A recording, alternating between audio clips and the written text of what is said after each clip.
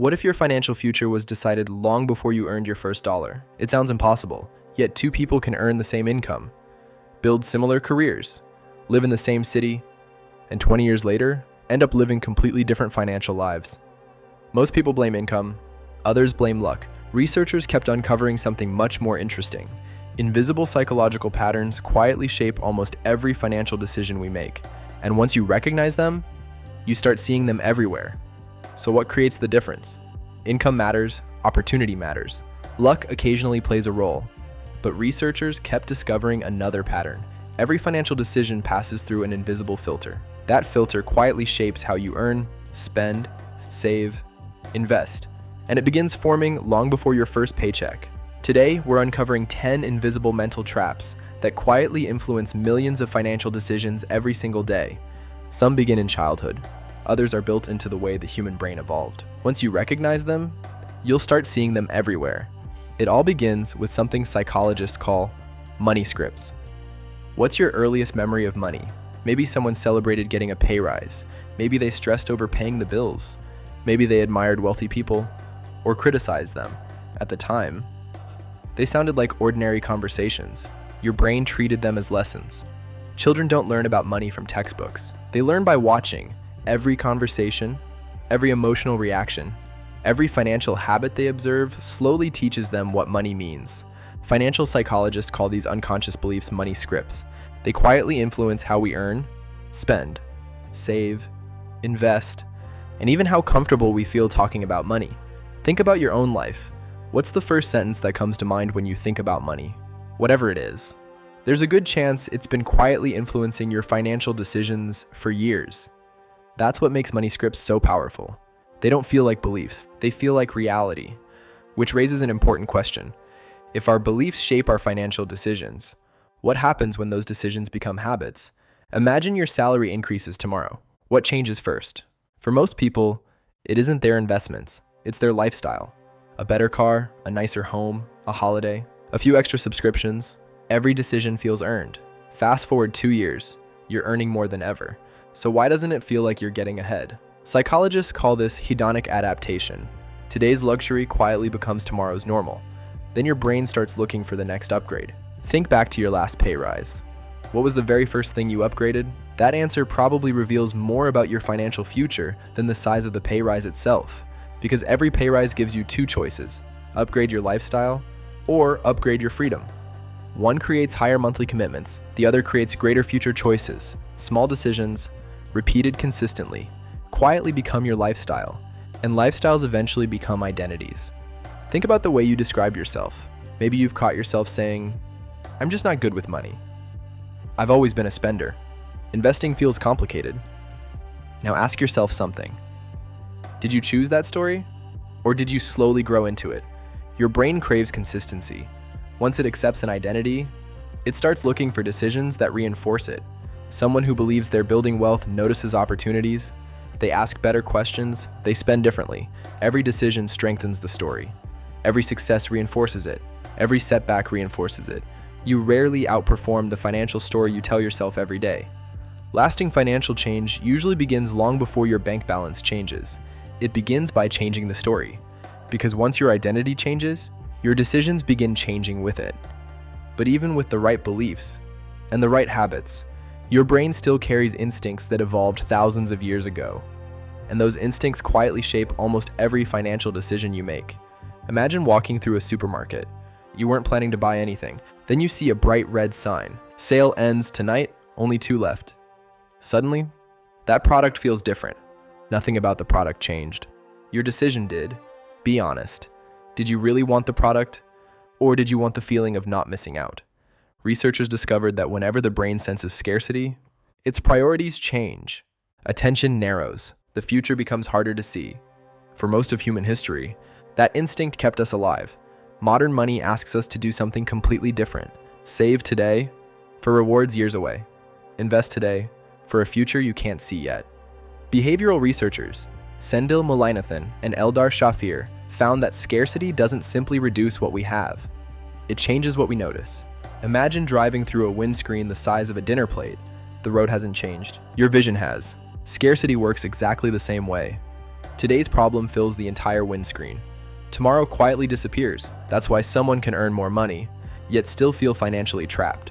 Scarcity often begins in the mind long before it appears in a bank account, and once your brain starts protecting what it already has, another instinct quietly takes over. Let's try something. You have two choices, $100 guaranteed or a 50% chance of winning $200. Which option did your brain choose first? Psychologists Daniel Kahneman and Amos Tversky spent years studying decisions exactly like this. What they discovered changed behavioral economics forever. Losing feels more painful than an equal gain feels rewarding. That instinct once protected us. Today, it quietly shapes almost every financial decision we make. Think about an opportunity you almost took. Starting a business, negotiating a higher salary, buying your first investment, learning a valuable new skill. What stopped you? The opportunity or the possibility that it might not work? Researchers gave this instinct a name: loss aversion. It keeps money sitting in cash. It keeps people in familiar jobs. It keeps dreams waiting for the perfect moment. Every decision feels sensible. Together, they quietly create a completely different future. The people who build lasting wealth don't remove uncertainty. They learn to work with it, because every worthwhile opportunity asks for courage before it offers a reward. Your brain protects today's money so fiercely, it quietly sacrifices tomorrow's possibilities. Which raises another question. If our brains naturally protect what we already have, why do they chase rewards that disappear almost as quickly as they arrive? Think about the last purchase you couldn't stop thinking about. Before you even bought it, you watched reviews, compared prices, imagined yourself owning it. By the time you finally made the purchase, your brain had already enjoyed much of the reward. Then, the excitement faded. Your attention shifted to the next thing. Psychologists call this present bias. We naturally value rewards available today more than rewards waiting in the future. That's why investing feels slow. Saving feels invisible. Buying something today feels exciting. Imagine meeting yourself 10 years from now.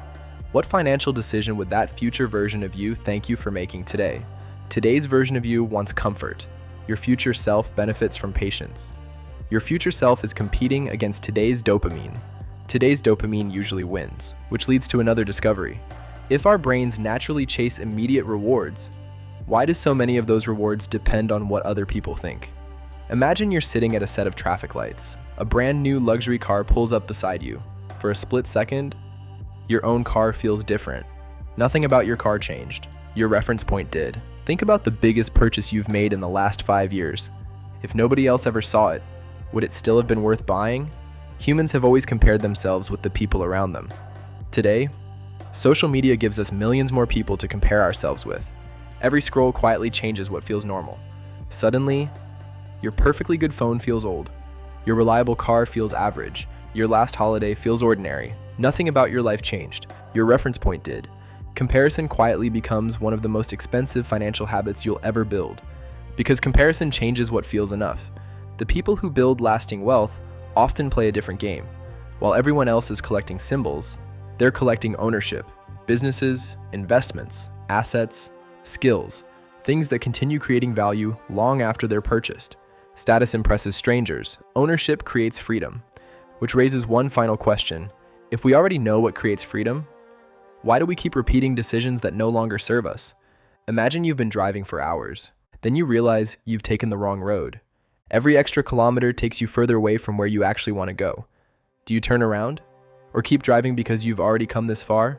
It sounds obvious. Yet our brains make this mistake every day. Psychologists call it the sunk cost fallacy.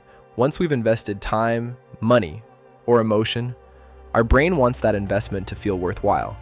So it keeps going. Investors hold losing investments, businesses continue failing projects, people stay in careers they've already outgrown. Here's the real question. If you were making that decision today, would you still make it? Your last decision already happened. Your next decision creates your future. Which brings us to the biggest discovery in this entire documentary. What if wealth was never really about money? Imagine waking up tomorrow with an extra 3 hours every single day. What would you do first? Spend more time with your family? Build a business? Travel? Improve your health? Very few people answer. I'd spend more money. Because what they're really imagining is freedom. That's what wealth has always been buying. Choice, control, time. The people who build lasting wealth stop asking, how much money can I make? they start asking, how much freedom can I create? Every investment becomes a future choice. Every skill creates future opportunities. Every asset buys back a little more time. Money is renewable, time isn't, which brings us back to where this documentary began. Before you earned your first dollar, your financial future had already begun. It was never just about money, it was about the beliefs you inherited, the habits you repeated, the identity you built, and the instincts that quietly guided every decision along the way. The good news? None of those patterns are permanent. Because awareness creates choice, choice creates habits, habits create identity, identity creates your future. The first chapter of your financial story was written by the world around you. The next chapter is written by you. So I'll leave you with one final question. Which of these mental traps has shaped your financial life the most?